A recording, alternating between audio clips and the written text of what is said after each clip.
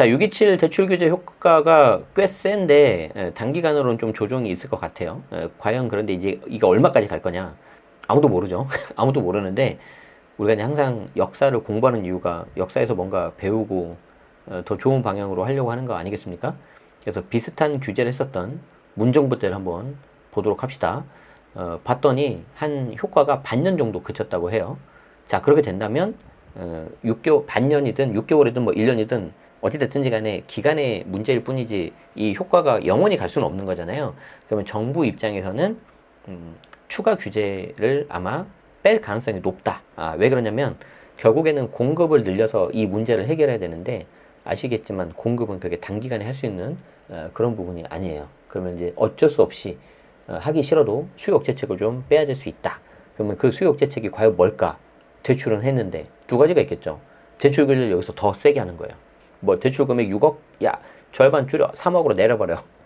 야 그러면은 이제 정말 내가 내 집만을 하려고 했던 중저가 매수하려는 일반적인 사람들도 불만이 높겠죠. 예를 들어서 627 대출 규제 잘했다 하시는 분들도 갑자기 야 뭐야 이건 아니잖아 이렇게 돌아설 수 있어요. 그럼 정부 입장에서 좀 그렇겠죠. 그럼 두 번째로 할 수 있는 게 뭐예요? 대출 규제 말고 할 수 있는 거 수요 억제하는 거 세금 나오겠지. 그래서 그런 시나리오대로 갈 가능성이 있다. 한번 봅시다. 자, 이코노믹 리뷰라는 주간지인가요, 저게? 언론사고 7월 7일. 그러니까 이제 우리가 7월 9일 날 라이브 하고 있는데 7월 7일자 이틀 전에 나온 겁니다. 그래서 대출 규제 효과 문정부 때 반년에 그쳤다. 그러면은 이제 정부가 추가 규제 카드를 꺼낼 거냐? 자, 초강력 규제의 관망세 돌입. 그렇죠. 지금 이때는 일단 우리가 소나기는 피해야 돼요. 아파트 거래량 급감, 상승세 주춤. 네, 좋아요. 자, 2020년 3월 서울 아파트 하락 전환. 규제 발표 6개월 후에 다시 상승세. 이게 이제 문재인 정부 때. 이때는 정말 거침없었어요. 서울 아파트 가격이. 지금보다 훨씬 더 뜨거웠죠. 전국이 정말. 자, 이 대통령.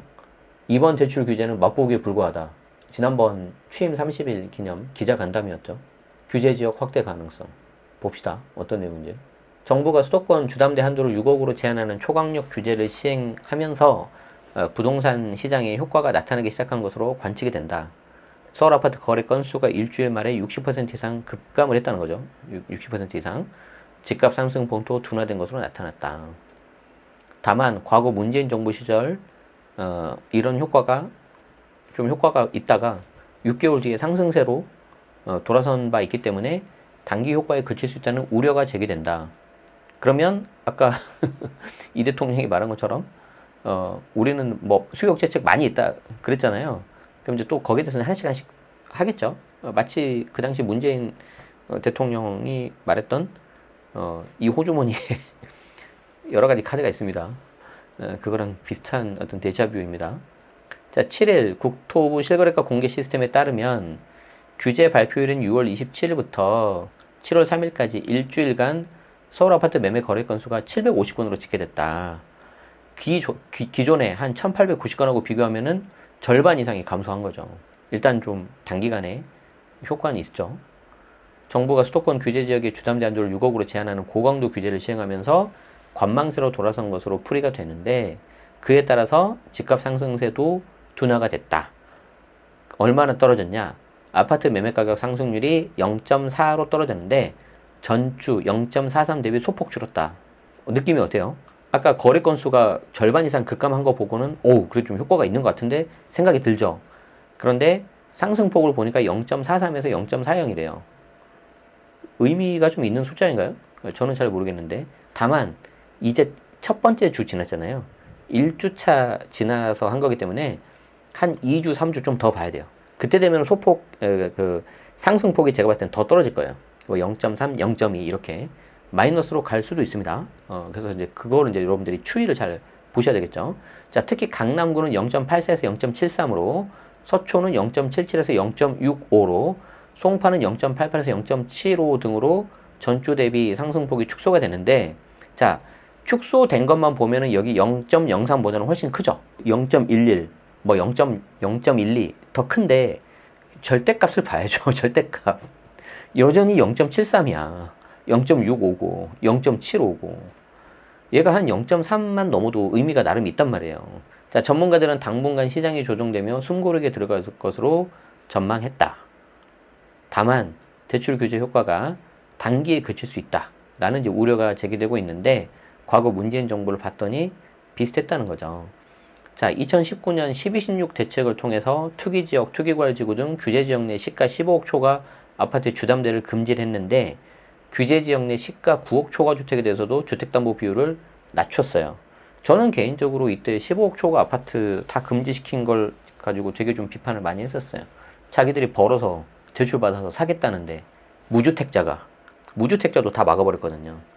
그냥 규제지역이라서 15억이 넘었다는 이유 하나만으로 대출을 안 해줬어요. 저게 도대체 무슨 뭐 근거로 하는 건지 좀 제가 다 화가 나더라고요. 어쨌든 그랬는데 지금은 또 두 번째 뭐 부작용이 뭐였냐면 15억까지 막아버리니까 뭐 11억, 12억 이런 녀석들이 붙어버린 거예요. 가격으로. 가이드를 준 거지.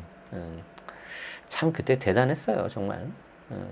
어쨌든 그 당시 좀 데이터를 보면 서울 아파트 주간 상승률이 0.2 상승해서 0.1, 0.08, 0.07로 계속 줄었죠. 2020년 3월 5주차에는 마이너스로 하락 전환하기도 했어요. 그러다가 6월부터 다시 상승했어요. 그런데 좀 이거는 민감한 얘기긴 한데 이거 지금 한국 부동산원 데이터잖아요. 그때 통계 조작 결국 사실로 밝혀졌죠. 그래서 저는 사실 한국 부동산원 데이터는 안 보고 KB 부동산만 보고 있는데 자, 한국개발연구원 KDI도 지난해 9월 공개한 가계대출 규제 영향 분석에 관한 연구에서 주담대 규제 효과는 약 6개월 이후 사라지는 것으로 보인다고 분석했다. 뭐 KDI에서 분석했으니까 뭐 저 같은 일개 개인 유튜버가 말하는 것보다는 훨씬 더 공신력 있는 거 아닙니까? 자, 한국개발연구원 KDI에서는 이런 효과도 약 6개월 이후 사라지는 것으로 보인다고 분석했다. 그럼 여러분들 지금 어떤 생각이 들어요? 매수하시려는 분들은 지금이 좀 좋을 수 있겠죠. 매도하려는 분들은 좀 기다리는 게 낫겠지. 알아서 하세요, 그거는. 향후 집값 상승 압력은 커질 가능성이 높다는 평가라는 거죠. 그래서 전문가들은 특히 입주 물량 감소가 예고된 상황에서 기준금리 인하 가능성, 그리고 추가 경정 예산으로 인한 유동성 확대 등이 맞물려서 집값 상승으로 이어질 수 있다고 봤다. 자, 서울 아파트는 28년부터 이제 공급 절벽이에요. 두 번째는 큰 틀에서는 기준금리가 이제 인하가 된다는 거지. 그리고 세 번째는 뭐예요? 이제 추가 경정 예산. 이번에 돈 엄청 풀죠. 한 30 몇 조. 언제 들어오죠, 그거? 25만 원? 저는 한 15만 원 들어오는 것 같은데. 그래서 저는 개인적으로는 부동산 하나만 놓고 보면 과거 문재인 정부하고 좀 비슷하게 갈 가능성이 높다. 막다가 정권 중반기가 넘어가는 한 28년, 29년 그때는 정말 뻥 하고 터지지 않을까. 제 개인적인 생각이에요. 자, 이렇게 되니까 정부는 시장 과열이 지속될 경우 추가 규제 가능성을 열어뒀다는 거죠. 지난 3일 취임 후 첫 기자회견에서 이번 대출 규제는 맛보기 정도에 불과하다. 부동산과 관련된 정책은 많다. 공급 확대책, 수요 억제책이 아직도 엄청나게 많이 남아있다고 말했는데 개인적으로는 꼭 이런 맛보기라는 단어를 썼었어야 됐나 아쉬움이 있습니다. 한 나라의 그래도 대통령이니까 이런 규제가 왜냐하면 이제 일부 좀 이렇게 피해 보는 사람들도 나오잖아요. 그렇기 때문에 부득이하게 이렇게 좀 조치를 강하게 취할 수밖에 없었다. 하지만 여기에 대해서 집값 안정을 위해서 계속해서 노력을 하겠다. 예를 들자면 그런 게 좀 더 낫지 않았을까 하는 생각이 좀 듭니다. 자, 추가로 시행 가능성이 있는 수요 억제책으로는 LTV 강화, 그리고 전세대출, 정책대출에도 DSR 적용. 와, 아까 우리 앞에 영상에서 봤었잖아요. 전세대출 추가 규제, 이거 DSR 들어가는 거. 그런데 추가 정책에 정책대출에도 DSR을 적용한다? 그러면은 디딤돌, 버팀목 그거 받는 사람들도 DSR 들어가면 굉장히 힘들 텐데 본인들은 이걸 알까요? 자, 그리고 이제 아직도 남아있는 게 있죠. 윤석열 정부가 내년 5월 9일까지 유예한 다주택자 양도세 중과 같은 경우에도 더 연장하지 않고 그냥 이제 시행을 하는 방안도 거론되고 있는데 이거는 조금 이렇게 정치적인 해석이 좀 들어가줘야 돼. 뭐냐면 내년에 지방선거가 있기 때문에 일부 제 주변에 계시는 어떤 다른 전문가 분들은 지방선거 때까지는 또 연장을 한 번 더 하지 않겠냐 그런 말씀을 하시더라고요. 그런데 지방선거가 6월 3일이란 말이에요. 선거 날하고 똑같아. 그리고 양도세 저 중과 유예 연장 그 끝나는 날이 5월 9일이란 말이지. 그러니까 한 달이 채 텀이 안 되기 때문에 그냥 시행할 수도 있을 것 같고, 좀 잘 모르겠어요, 솔직히. 그런데 저는 개인적으로는 그냥 중과 저 유예 안 하고 그냥 시행한다고 봐요. 세제 조치는 이재명 대통령이 세금으로 집값을 잡지 않겠다고 여러 차례 공언한 만큼 우선순위에서 밀릴 것으로 관측이 되는데, 여기 말했잖아요. 수요 억제책이 아직도 엄청나게 많이 남아있다. 근데 대출로는 한계가 있을 거란 말이지. 그래서 이 두 가지 말이 매칭이 안 돼요, 지금. 매칭이 안 돼요. 저는 개인적으로는 아직 엄청나게 많이 남아있다. 그리고 맛보기라는 단어를 쓰셨기 때문에 저는 그 정부의 패를 그냥 깠다고 저는 생각을 해요. 우리 그냥 규제할 거야, 이렇게. 그래서 우리는 거기에 맞춰서 준비하는 게 맞지 않을까, 제 생각은 그렇습니다. 자, 진성준 정책위의장이죠. 지난 2일 CBS 라디오에 출연해서 부동산 시장 불안이 지속된다면 세제 카드도 검토할 수 있다. 금융 조치와 공급 대책, 필요시 행정 수단을 우선 동원하는 게 바람직하지만 세금 조치는 최고의 수단으로 강구해야 된다. 라고 이제 밝혔습니다. 그래서 저는 이분 말씀하신 거랑 이 대통령 말씀하신 거를 일단 참고해서 좀 믿어야 되지 않을까. 그래서 세금 정책은 당분간은 좀 나오진 않을 거라고 좀 보는데, 만약에 나온다면 개인적으로는 추석 지나고 나오지 않을까요? 좀 그렇게 좀 생각을 하고 있어요. 아니면 추석 지나고 나서 규제 지역을 추가로 지정을 하고, 조정 대상 지역 같은 경우, 그리고 내년 5월 9일까지가 양도세 중과 이제 유예 끝나는 거니까 그때까지 팔아라. 이렇게 유예 기간을 두지 않을까 싶습니다. 그러면은 완전히 그 문재인 정부 때하고 똑같아지는 거죠. 2017년 8회 대책에서 한여름에 더운 여름날 저는 강의하고 있었는데 수강생들이 되게 술렁이더라고요. 그래서 왜요? 그랬더니 되게 센 정책이 뭐가 나왔대요. 그래서 그때 어떻게 나왔냐면 2017년 8회 대책이 나오면서 다음 해인 2018년 4월 1일까지 되기 전까지 다 파세요, 이런 내용이 나왔어요. 그게 이제 본격적인 규제의 시작이었는데 저도 이제 그때는 몰랐죠. 만약에 올해도 5월 가을 정도에 그런 내용이 나오고 내년 5월 9일까지 팔아라 이렇게 나오면은 거의 비슷해집니다.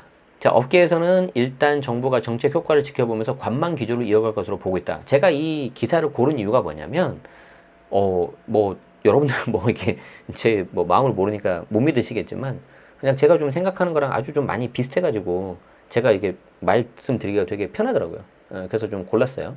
그래서 일단은 정부가 세금 규제는 뒤로 한다고 했으니까 일단은 믿어야죠. 그리고 두 번째는 뭐냐면 대출 규제를 좀 세게 했기 때문에 이게 얼마만큼 효과가 있는지 좀 보고 판단할 거야 아마. 그래서 관망 기조가 갈 것 같습니다. 그리고 7, 8월은 전통적으로 부동산 시장이 좀 비수기잖아요. 비수기이기 때문에 그런 것도 좀 감안하셔야 될 것 같아요. 그래서 제일 좀 이렇게 관심 있게 봐야 되는 시기가 언제냐면 9월, 10월이에요. 특히 추석 지나고. 그래서 추석 지나고 좀 이렇게 살아나면 그때 땅 하고 뭐가 또 나올 수 있어. 지금 오늘 영상 7월 9일 하는 이 라이브를 잘 한번 여러분들이 체크해가지고 나중에 보시면은 좋을 수 있어요.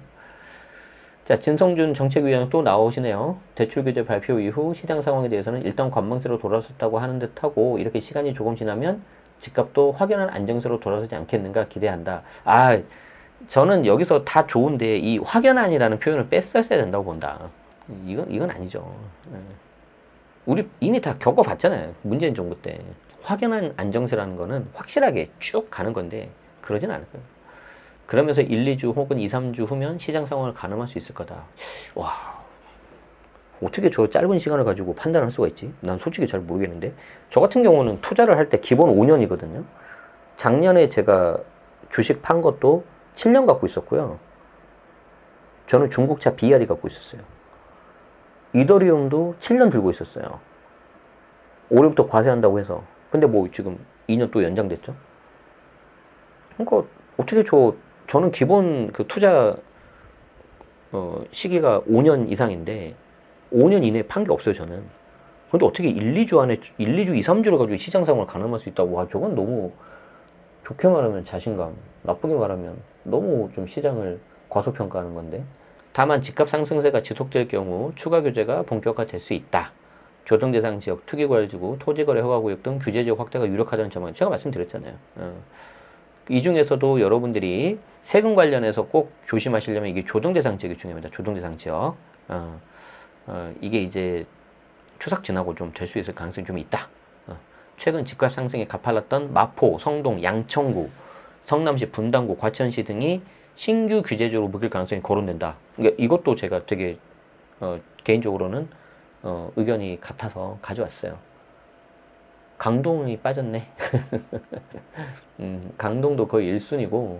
자, 이은영 연구위원은 여러 규제를 시장에 축차 투입하는 것보다는 한 번에 강력한 조치를 내놓고 그 효과를 모니터하는 게 더 적절한 접근이다. 이게 되게 무서운 말입니다. 규제적을 세분화하거나 추가 지정하는 정도로는 가능하지 않을까 한다고 말했다. 이제 마지막으로 제가 드리고 싶은 말씀이 뭐냐면, 지금 현재 정부가 문재인 정부하고 다른 건 뭐냐면, 저는 개인적으로 더 똑똑하고 준비를 많이 했다고 생각을 해요. 그렇기 때문에 여러분들도 그에 맞게 대응을 잘 하셔야 되는데, 대출 규제만 본다 하더라도 우리가 예상하는 규제가 뭐 예를 들어서 레벨 뭐 2였어. 근데 레벨 2를 하면 뭐 레벨 3, 4로 이렇게 빠져나간단 말이에요. 그러니까 그걸 알고 이미 한 레벨 4 정도로 딱 묶어버린 것 같아, 정부가. 그러면 만약에 세금 규제가 언제 나올지 모르겠는데, 만약에 세금 규제가 나온다면 과거 문재인 정부 했던 것처럼 찔끔찔끔 안 할 것 같아요. 갑자기 한꺼번에 딱 때릴 것 같아. 그런데 빠져나갈 구멍을 줄 것 같아요. 너무 이렇게 다 하면 이제 숨 막히니까. 그리고 빠져나갈 구멍을 왜 주냐면, 그 구멍을 줘야 공급이 좀 풀려요. 다주택자들한테서. 그래서 단기간으로는 공급 문제가 해결이 안 되기 때문에 일부 여러 채를 가지고 있는 다주택자들 물건을 유도하기 위해서 이거 안 팔면 숨통 조일 거야, 이런 방법으로 나오지 않을까, 저는 그렇게 생각을 합니다. 그래서 특히 조정대상 지역 플러스 조정대상 지역이 될 수 있는 이런 지역 있죠. 마포, 성동, 양천구, 그리고 동작, 강동, 여기 다 들어갈 가능성 높아요. 그리고 성남, 분당, 그리고 이제 과천, 이런 곳에 있는 주택을 다 더해보니까 다주택이다, 2주택, 3주택이다. 그러신 분들은 대응을 좀 미리 하시는 게 좋을 것 같습니다. 안 되면 매각, 안 되면 증여 하시는 게 좋고, 성년 자녀가 있다면 저는 개인적으로는 증여 추천. 그리고 갖고 있는 물건이 어떤 거에 따라서 있느냐에 따라 좀 다르니까 그렇게 잘 준비하시면 될 것 같습니다. 어쨌든 미리미리 공부하십시오. 미리미리 공부하시고 대응하시는 분들이 나중에 좋은 결과 가져갈 수 있고요. 단기간에는 정책에 맞서지 마세요. 소나기는 피하는 게 맞아요. 그런데 길게 봤을 때는 그 어떤 정책도 시장을 이긴 정부는 없었어요. 그렇기 때문에 정부 입장에서도 이제 그 부분을 좀 고민 잘 하셔서 좀 합리적인 내용들이 좀 나오면 좋겠습니다. 새로운 소식 나오면 제가 계속해서 발빠르게 전달 드리도록 하겠습니다. 고맙습니다.